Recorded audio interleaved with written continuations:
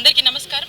ఈరోజు గుంటూరు వెస్ట్ నియోజకవర్గంలో నా ఓటు హక్కును వినియోగించుకొని మరి ఓటు వేయడం జరిగింది. ప్రజలందరికీ కూడా ఒకటే విజ్ఞప్తి చేస్తున్నాను, మంచి నాయకుల్ని, మనసున్న పాలనని ఎన్నుకునేటువంటి ఒక గొప్ప అవకాశం. ప్రజలందరూ కూడా వారి యొక్క ఓటు హక్కు వినియోగించవలసిందిగా వాళ్ళందరినీ కూడా నేను ప్రార్థిస్తున్నాను. ఓటు హక్కుతో మీ ఆయుధంలాగా ఓటు హక్కుని వాడి మరి ఒక మంచి నాయకత్వాన్ని ప్రజలందరూ కూడా ఎన్నుకుంటారని మనస్ఫూర్తిగా కూడా నేను ఆకాంక్షిస్తూ ఉన్నాను.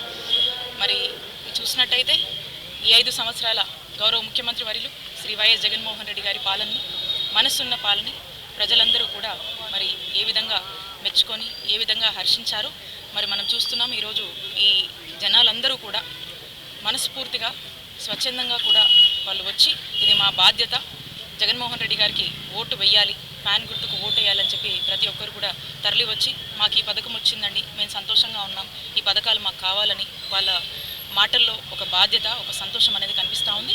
సో రాష్ట్ర వ్యాప్తంగా కూడా ఇదే ఒరవడి కొనసాగిస్తుందని నేను భావిస్తూ ఉన్నాను. అండ్ ఖచ్చితంగా వీఆర్ వెరీ కాన్ఫిడెంట్, మళ్ళా జగనన్న ప్రభుత్వాన్ని మేము ఫామ్ చేసుకోబోతూ ఉన్నాము. అండ్ ఖచ్చితంగా కూడా గుంటూరు వెస్ట్లో వైఎస్ఆర్ కాంగ్రెస్ పార్టీ జెండా ఎగరబోయబోతుంది. Thank you.